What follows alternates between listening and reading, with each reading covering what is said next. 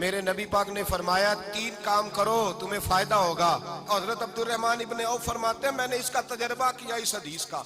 اور آپ فرمایا کرتے تھے مجھے اللہ کی عزت کی قسم جو میرے نبی نے کہا حق اور سچی کا ہے، حق اور سچ کا ہے۔ حضور سید عالم صلی اللہ علیہ وسلم نے فرمایا صدقہ دینے سے مال کم نہیں ہوتا، صدقہ دینے سے مال جی کیا کرنے سے، یہ وعدہ ہے نبی پاک کا، صدقہ دینے سے پیسے، اچھا بتائے نا جی مجھے 1000 میں سے 500 دے دیا تو باقی کتنے رہ گئے؟ تو حضور فرما رہے ہیں کم نہیں ہوتے، 1000 دے دیا تو باقی کتنا بچا؟ نہیں بھائی، میرے محبوب فرماتے ہیں تو اللہ کے رستے میں ایک دے وہ تجھے 700 گنا کر کے واپس عطا فرمائے گا۔ نبی پاک نے فرمایا صدقہ دینے سے مال کم نہیں ہوتا، اور فرمایا معذرت کرنے سے عزت میں کمی نہیں آتی، معذرت کرنے سے عزت میں کمی، اللہ اکبر، معذرت کرنے سے عزت میں کمی،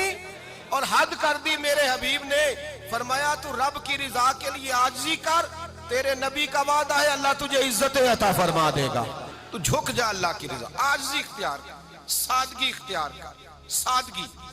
عاجزی کر، تجھے اللہ دو باتیں اس میں ارشاد، ایک معذرت کر غلطی ہو جائے، اور دوسرا پہلے عاجزی کی بات سنیں۔ حضرت عمر بن عبدالعزیز بادشاہ تھے، سوئے ہوئے تھے، غلام بھی پاس آرام کر رہا تھا، مہمان بھی آئے تھے، غلام کی ڈیوٹی تھی ہر وقت حضرت کے پاس رہنا، اب سوئے ہوئے دیر ہو گئی، غلام بیچارہ تھوڑا تھوڑا اونگ آتے آتے سو گیا، حضرت چراغ روشن تھا کچھ لکھ رہے تھے، مہمان بیٹھا تھا خادم سو گیا، اب چراغ نہ آہستہ آہستہ گل ہو گیا، بجھ گیا، حضرت اٹھے، بوڑھے آدمی تھے چراغ صحیح کرنے، مہمان کہنے لگے حضور میں نہ کر دوں، میں نہ کر دوں، کہنے لگے نہیں تم مہمان ہو، مہمان سے خدمت نہیں لی جاتی، تو اس نے کہا غلام کو جگائیے، فرمانے لگے ابھی تو بیچارہ سویا ہے اور نیند سے بیدار کر دوں، خود گئے اس میں تیل دوبارہ ڈالا، بتی ٹھیک کی، جلائی، واپس آ گئے، وہ مہمان اب بادشاہ کا مہمان بھی تو کوئی بادشاہ ہی ہوگا نا، کہنے لگا حضور آپ اپنے کام خود کرتے ہیں، کیا لفظ ہے، کیا حسن ہے، اور 2 جملوں میں کیا تاثیر ہے، آپ فرمانے لگے ہاں میں اپنے کام خود کرتا ہوں، جب میں گیا تھا تب بھی عمر بن عبدالعزیز ہی تھا،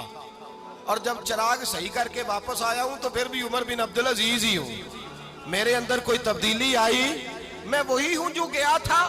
حضرت سیدنا فاروق اعظم رضی اللہ تعالیٰ عنہ فرماتے میں بیٹھا تھا،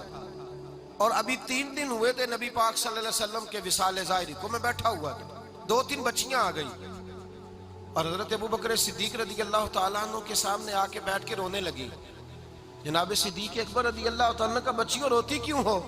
تو کہنے لگے آپ خلیفہ بن گئے ہیں، جب سے ہمارے ابا کا انتقال ہوا تھا ہمارا ذریعہ معاش یہ تھا کہ ہم نے بکریاں رکھی ہوئی تھی، آپ روز آتے تھے بکریوں کا دودھ دھوتے تھے، ہم پی بھی لیتی تھی بیچ کے گزارا بھی کر لیتی، اب آپ تو خلیفہ بن گئے کون آیا کرے گا؟ تو حضرت ابوبکر صدیق فرمانے لگے تمہیں پتہ ہے جو خلیفہ ہوتا ہے وہ تو خادم ہوتا ہے قوم کا، میں آیا کروں گا۔ حضرت ابوبکر صدیق روزانہ اٹھتے عصر کے بعد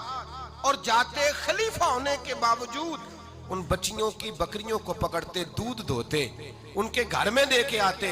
حضرت فاروق اعظم جب بھی دیکھتے تو کہتے ابوبکر تو پیچھے آنے والوں کے لیے راستہ بڑا مشکل کر رہا ہے۔